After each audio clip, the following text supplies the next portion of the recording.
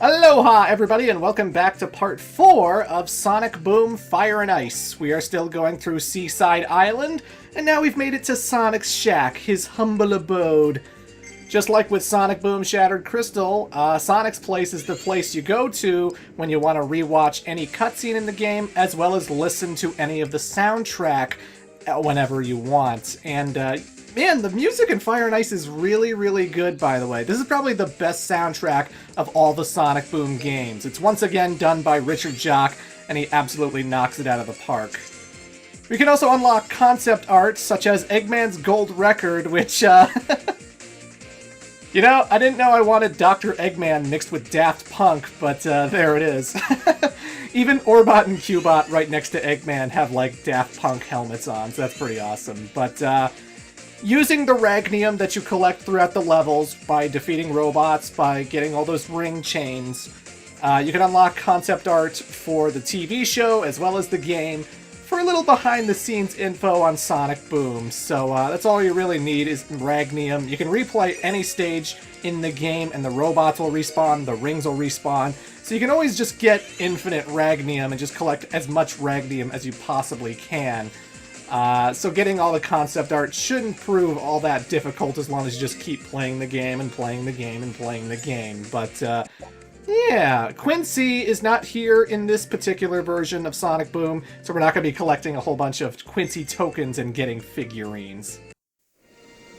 You are the cutest little whatever you are I've ever seen. Can you fetch?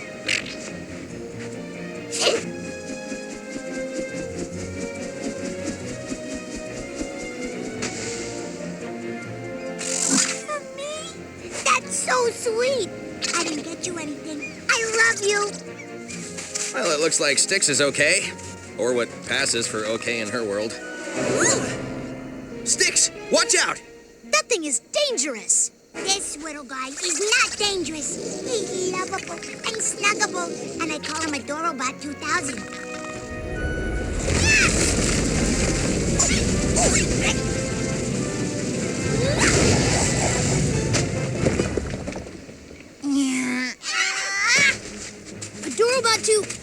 That thing is getting away. Don't call him a thing. He's mine, and he loves me. He just doesn't know it yet. Oh god. Kids, do not emulate Styx the Badger. Do not assume people love you when they say they don't. Take no for an answer. But either way, folks, Styx the Badger has joined the party, and just like with Sonic Boom Shattered Crystal, she has access to a boomerang that she can use to attack enemies with. If you push the attack button, she can throw the boomerang directly ahead of herself. You can aim it up towards the ceiling by holding up on the control stick, and you can also hold the attack button down in order to manually aim the boomerang and throw it exactly where you want it to go. So sometimes I can hit switches that are directly above me, no problem, just by holding up on the control stick and throwing it.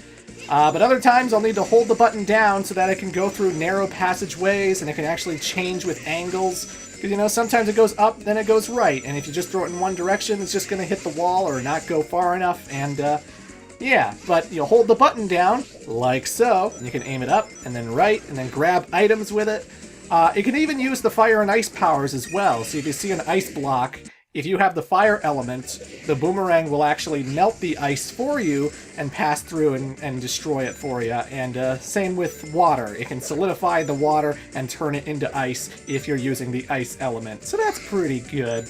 She plays exactly like she did with Sonic Boom Shattered Crystal, so if you played Shattered Crystal, you kind of know what to expect here. There's really nothing new about Styx.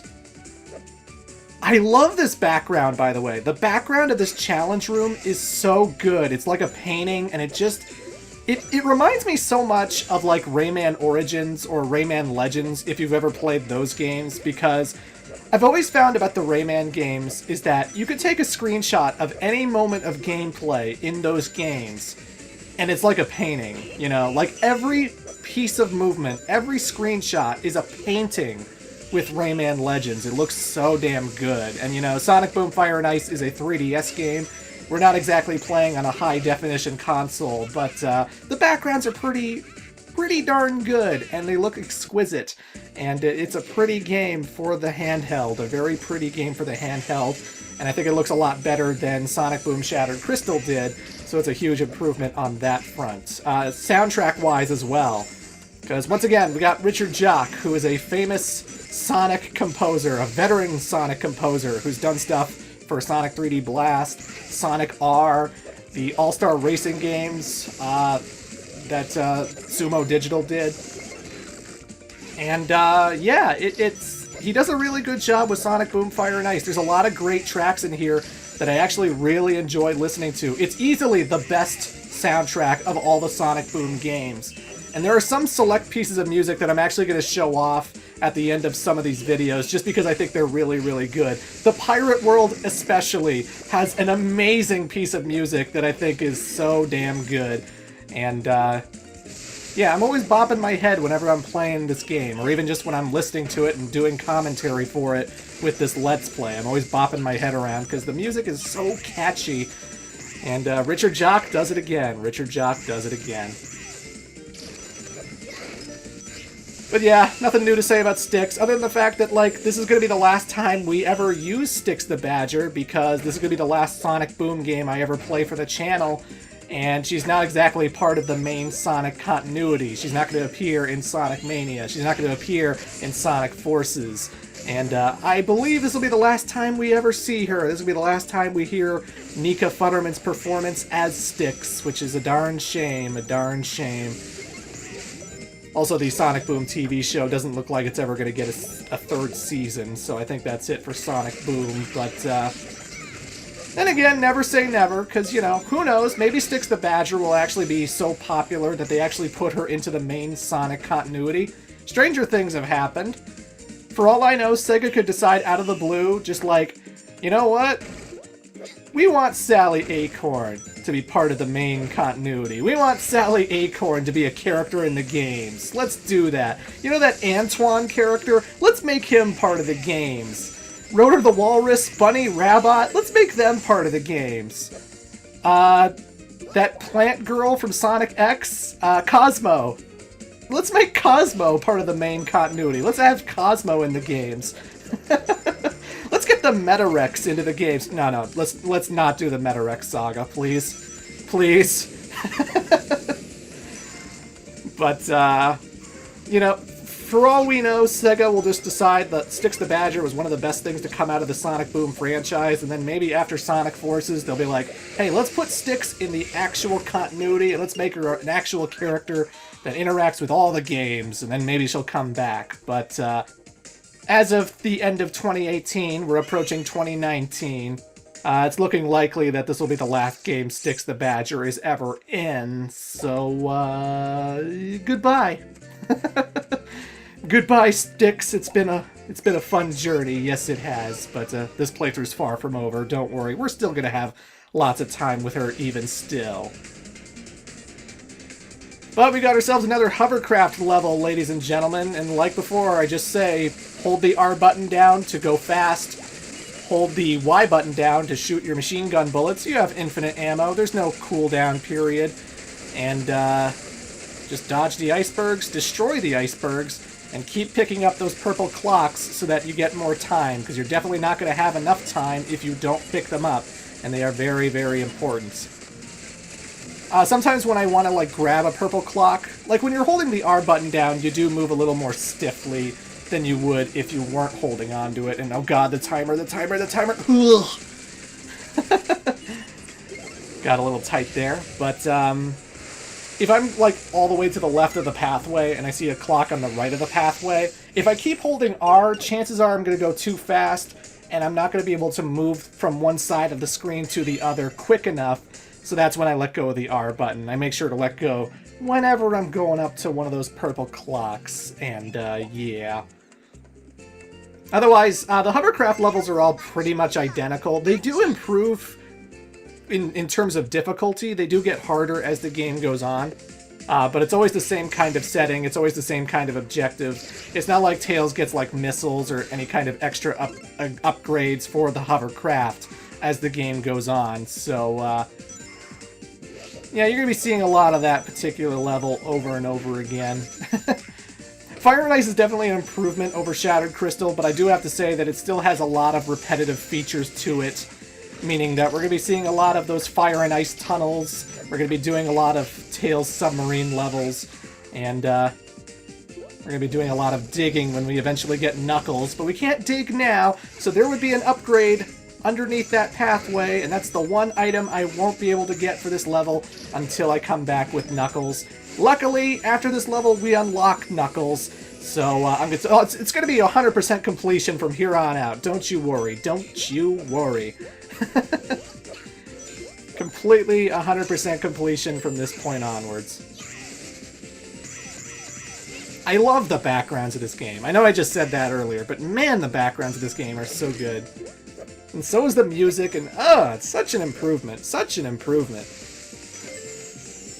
It's so interesting how, like, Shattered Crystal exists to be, like, an example of how Fire and Ice could be so much worse and so much more bland and so much less interesting compared to this game. Because this game moves a lot faster, it looks better, it sounds better, it doesn't have its forced collectathon thing to annoy the audience. It's just, man.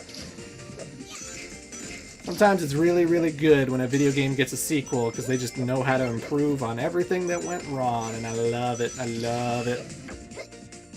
Plus, they added multiplayer, and I gotta make a correction from the last video. For some reason in Part 3, even though I knew it was local multiplayer, I decided to call it online multiplayer because I guess my head was just going to that place I've been describing multiplayer as for a very, very long time lately. Because, you know, every time I play multiplayer games nowadays, it's always like, you know, online multiplayer. It's never like split-screen first-person shooters anymore. It's never split-screen this, split-screen that. I'm almost always playing online with people who are, like, from all over the world. People who are in Kentucky or Hawaii or whatever. And, yeah, with the multiplayer in Sonic Boom Fire and Ice, it is local multiplayer. You're going to be playing with someone else who has another 3DS in your vicinity, but you're not just going to be going on to any online servers playing random strangers from around the world. That was my bad. In Part 3, I said online multiplayer when I really meant local multiplayer. So the bot races are not something you're going to be playing with everybody around the world with. So, my bad. You know, sometimes you're doing a commentary for a playthrough and then you just say something that you don't mean to say. Some other word gets jumbled into your head and you just go with that word instead. It's hard being on the spot with these Let's Plays, you know. I'm on the spot. I have to come up with this commentary, and if I screw up and if I keep mumbling or stumbling, I have to redo the commentary, and I want to think of something to say because this playthrough is going to be going on for quite a bit, and I don't want to breeze through every talking point that I have for this thing. It's hard being a Let's Player. Yes, it is. It's very hard being a Let's Player.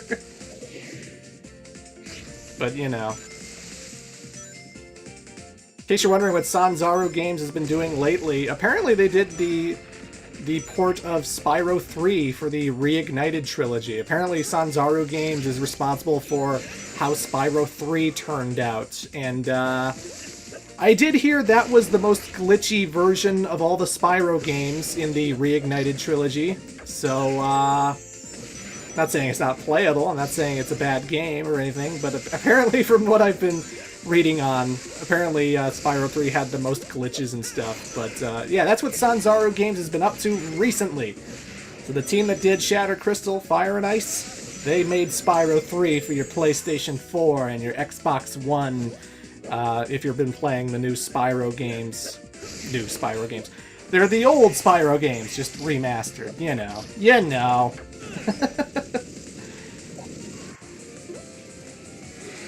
But either way, booyah! Like I said, after we beat this level, we unlock Knuckles, and then we're going to have the full party for the whole entire game, and I'm not going to be missing any items ever again. Every coil, every hammer, every trading card piece, I will get all of that. So what do the hammers do, some of you might have been asking? Well, if you go to Amy's house, if you collect a whole bunch of hammers, you'll be unlocking a whole bunch of cosmetic skins for Amy's hammer. So you can have a copper hammer, you can have a bronze hammer, a silver hammer, and then you just have a different looking hammer. Yeah, it doesn't make Amy stronger. You kill things in one hit anyway. It doesn't do anything different. It just makes it so that instead of having a yellow hammer, she could have a silver one, or a bronze one, or whatever. So yeah, you just collect the hammers to change how Amy's hammer looks, and that's about it. Anyway, folks, we're going through a tunnel level in Part 5. See you then.